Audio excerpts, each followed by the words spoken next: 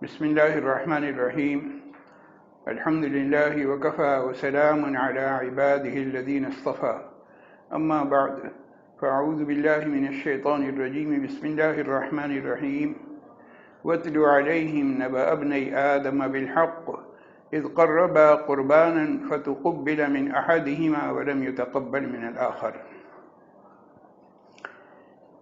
اسلامی مہینوں کے لحاظ سے اس وقت 11واں مہینہ چل رہا ہے جو ماہ ذی القعدہ کہلاتا ہے، اور اس کے ختم ہوتے ہی 12واں مہینہ جو شروع ہوگا وہ ماہ ذی الحج کہلاتا ہے، کیونکہ اس میں وہ سب سے بڑی عبادت کی جاتی ہے جو حج کی عبادت کہلاتی ہے۔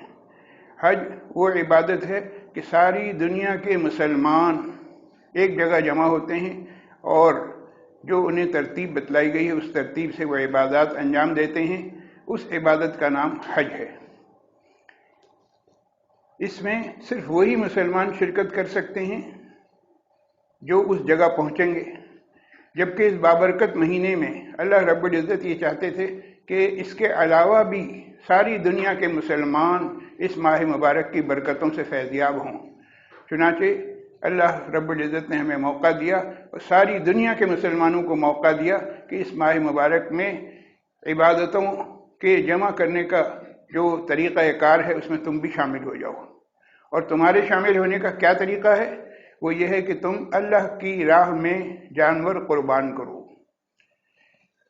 اس عید کو عربی زبان میں اس ماہ مبارک میں جو ماہ ذی الحجہ میں ایک عید آتی ہے، اس عید کو عید الاضحیٰ کہا جاتا ہے۔ اضحیٰ کا مطلب ہے قربانی، گویا یہ قربانی والی عید ہے۔ قربانی کسے کہتے ہیں؟ اردو زبان میں بھی یہ لفظ استعمال ہوتا ہے۔ قربانی کے معنی ہے اپنا سب کچھ قربان کر دینا۔ جگہ جگہ یہ لفظ استعمال ہوتا ہے۔ کہیں جو ہے ایک شخص اپنی محبت کے اظہار کے طور پر کہتا ہے کہ ارے صاحب اس سلسلے میں تو میں سب کچھ قربان کرنے کے لیے تیار ہوں، چاہے اپنے وطن کے لیے ہو، چاہے اپنے کسی اور مقصد کے لیے ہو۔ اور اسی طرح سے بسا اوقات یہ جملہ استعمال ہوتا ہے حضرات صحابہ کرام رضوان اللہ تعالیٰ علیہ مجمعین سے۔ یہ جملہ بارہا منقول ہے کہ یا رسول اللہ صلی اللہ علیہ وسلم میرے ماں باپ آپ پر قربان ہیں۔ تو قربانی کا لفظ قربانی ہم جو سنتے ہیں تو قربانی کا لفظ قربان سے بنا ہے، اور قربان کے اندر اصل لفظ قرب، یعنی اللہ کا قرب اور اللہ کی نزدیکی حاصل کرنے کا طریقہ۔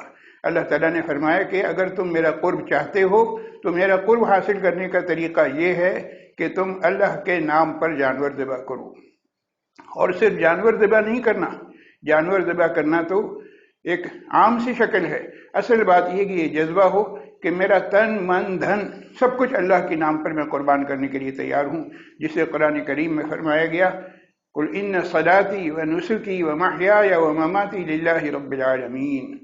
اے نبی صلی اللہ علیہ وسلم آپ فرما دیجئے کہ میری نماز، میرا روزہ، میری عبادات، میری قربانیاں سب کچھ اللہ رب العالمین کے نام پر، اللہ کے حکم پر میں سب کچھ قربان کرنے کے لیے تیار ہوں۔ جب بندے کے اندر یہ قربانی کا جذبہ پیدا ہو جاتا ہے تو صحیح معنوں میں وہ اطاعت شعار اور فرما بردار بندہ کہلاتا ہے۔